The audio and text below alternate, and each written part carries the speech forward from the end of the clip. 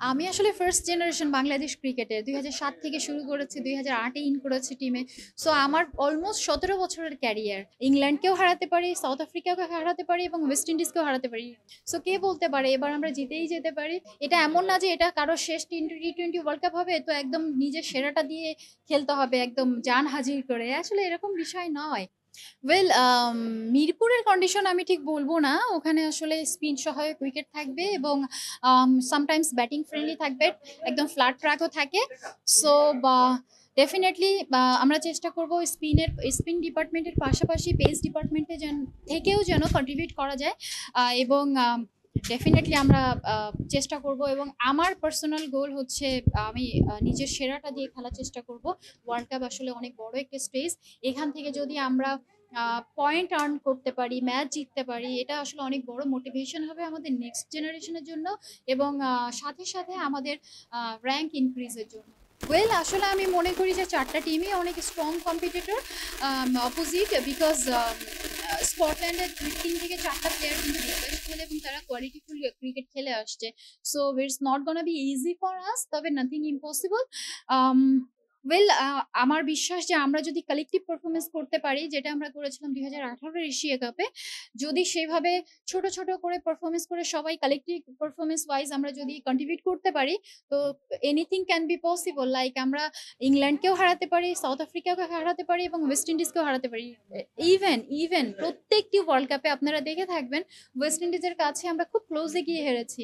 So কে বলতে পারে এবার আমরা জিতেই যেতে পারি? সো এটা শুধুমাত্র পসিবল হবে যদি আমরা কালেকটিভ পারফরমেন্স করতে পারি, ডেলিভার করতে পারি পার্টিকুলার ডেতে। না দেখুন আসলে এতদিন আমরা এটা নিয়ে আমরা 6টি ওয়ার্ল্ড কাপ খেলবো, টি-20 ওয়ার্ল্ড কাপ খেলবো। তবে 2014 সালে আমরা 2টি ম্যাচ জিতেছিলাম, আয়ারল্যান্ড আর শ্রীলঙ্কার বিপক্ষে। আম, আসলে লম্বা সময় বিশ্বকাপে কোনো ম্যাচ জেতা হয়নি, তবে পার্সোনাল অনেকের অনেক অ্যাচিভমেন্টস আছে। তারপর আমি মনে করি যে টিম ওয়াইজ যদি আমরা কিছু করতে পারি সেটাই আসলে অনেক মুখ্য বিষয় হবে এবং আমাদের টার্গেটই আসলে এটা, যে এটা এমন না যে এটা কারো শেষ টি-20 ওয়ার্ল্ড কাপ হবে তো একদম নিজের সেরাটা দিয়ে খেলতে হবে একদম জান হাজির করে। আসলে এরকম বিষয় নয়। ওয়ার্ল্ড কাপ মানেই দেশের জন্য খেলা এবং সেখানে প্রত্যেকটি ম্যাচ আপনার জন্য আসলে ফাইনাল ম্যাচ হবে, যেটা আসলে আমি মনে করি আমাদের জন্য প্রত্যেকটি ম্যাচই ফাইনাল ম্যাচ হবে এবং সেটা আমরা প্রত্যেকটা ম্যাচ ওভাবে করেই খেলে জেতার চেষ্টা করবো। আমরা জেতার জন্য খেলবো।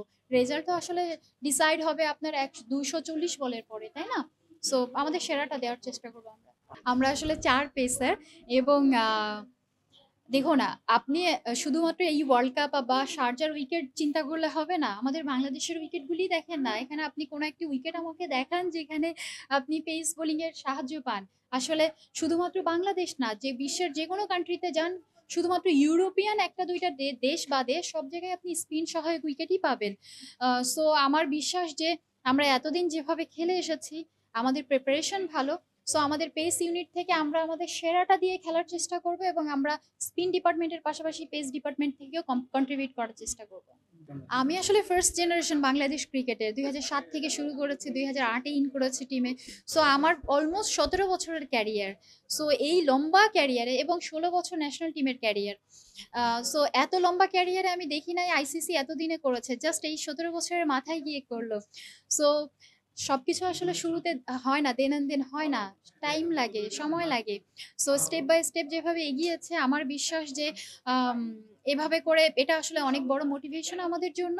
আইসিসি যেটা করেছে, প্রাইজ মানি সমতা করেছে, এটা আমাদের জন্য অনেক বড় মোটিভেশন, আমাদের অনেক ইন্সপায়ার করবে।